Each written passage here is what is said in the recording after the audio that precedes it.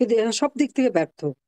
মানুষের জীবন জীবিকার পথ কেড়ে নিয়েছে, বেঁচে থাকার পথ কেড়ে নিয়েছে, জীবন কেড়ে নিচ্ছে প্রতিনিয়ত। আর এই বাচ্চা ছেলেমেয়েদেরকে যে বেয়াদব আর যেসব ভাষা আমার খুব অবাক লাগে।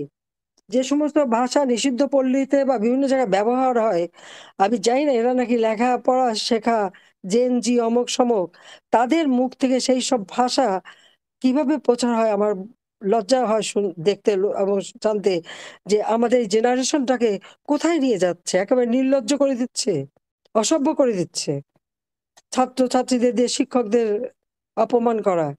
এই ছাত্ররা নামধারীরা যে প্রধান বিচারপতি থেকে শুরু করে সবাইকে পদত্যাগ করায়।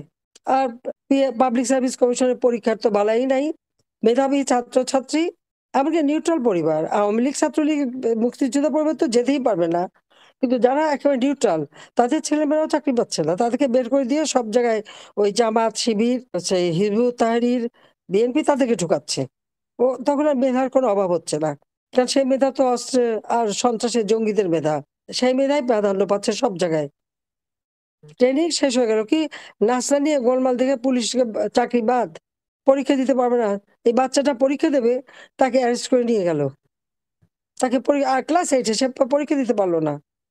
এই অবস্থা থেকে দেশকে উদ্ধার করতে হলে আমাদের যারা নেতা কর্মী, যারা যে যেখানে আছে এবং স্থানীয় জনগণ, তাদের মাঝে আমরা তাদের জন্য কি কাজ করেছি, কি উন্নয়ন করেছি সেটাও যেমন প্রচার করতে হবে। সাথে সাথে কি অনিয়ম, অত্যাচার, নির্যাতন এবং হত্যাকাণ্ড করছে সে প্রচার করতে হবে। সাথে সাথে কি অনিয়ম, অত্যাচার সে প্রচার করতে হবে।